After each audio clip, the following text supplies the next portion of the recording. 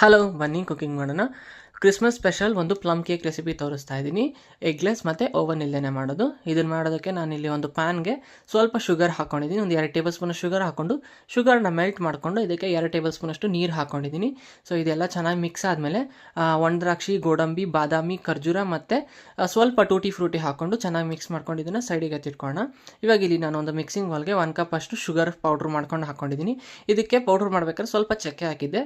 1/4 cup ಅಷ್ಟು ಮೊಸರು, 1/4 cup ಅಷ್ಟು ಎಣ್ಣೆ ಮತ್ತು 1/4 ಕಪ್ ಅಷ್ಟು ಹಾಲು ಹಾಕ್ಕೊಂಡಿದ್ದೀನಿ. ಇದೆಲ್ಲ 1/4 ಕಪ್ ಅಷ್ಟು ಹಾಕ್ಕೊಂಡು 1 ಕಪ್ ಅಷ್ಟು ಶುಗರ್ ಪೌಡ್ರ್ ಹಾಕ್ಕೊಂಡು ಇದನ್ನು ಚೆನ್ನಾಗಿ ಮಿಕ್ಸ್ ಮಾಡ್ಕೊಂಡು ಇದನ್ನು ಸೈಡಿಗೆ ಎತ್ತಿಟ್ಕೊಳ್ಳೋಣ. ಇನ್ನೊಂದು ಮಿಕ್ಸಿಂಗ್ ಬೌಲ್ಗೆ ಜರಡಿ ಇಟ್ಕೊಂಡು ಇದಕ್ಕೆ ನಾನು 1 ಕಪ್ ಅಷ್ಟು ಮೈದಾ, 2 ಟೇಬಲ್ ಸ್ಪೂನ್ ಅಷ್ಟು ಕೋಕೋ ಪೌಡರ್, 1/2 ಟೇಬಲ್ ಸ್ಪೂನ್ ಅಷ್ಟು ಬೇಕಿಂಗ್ ಸೋಡಾ, 1/4 ಟೇಬಲ್ ಸ್ಪೂನ್ ಅಷ್ಟು ಬೇಕಿಂಗ್ ಪೌಡರ್ ಹಾಕ್ಕೊಂಡಿದ್ದೀನಿ. ಸೊ ಇದೆಲ್ಲನೂ ಹಾಕಿ ಚೆನ್ನಾಗಿ ಮಿಕ್ಸ್ ಮಾಡಿಕೊಂಡು ಇಲ್ಲಿ ನಾನು ಒಂದು ಪಾತ್ರೆಗೆ ಬಟರ್ ಪೇಪರ್ ಹಾಕ್ಕೊಂಡು ಸ್ವಲ್ಪ ಆಯಿಲ್ ಗ್ರೀಸ್ ಮಾಡ್ಕೊಂಡು ಇಕ್ಕಿದೆ. ಇದನ್ನು ಇಕ್ಕಿ 45 ಮಿನಿಟ್ಸ್ ಇದನ್ನು ಬೇಕ್ ಮಾಡಿದ್ರೆ ಸಖತ್ ಸಿಂಪಲ್ ಆ್ಯಂಡ್ ಕ್ವಿಕ್ ಆಗಿ ಈ ಒಂದು ಪ್ಲಮ್ ಕೇಕ್ ರೆಸಿಪಿ ರೆಡಿ ಆಗುತ್ತೆ. ಯಾರೆಲ್ಲ ಹೊಸದಾಗಿ ಚಾನಲ್ ನೋಡ್ತೀರಾ ಪ್ಲೀಸ್ ಸಬ್ಸ್ಕ್ರೈಬ್ ಮಾಡಿ. Thanks for watching. ಬಾಯ್.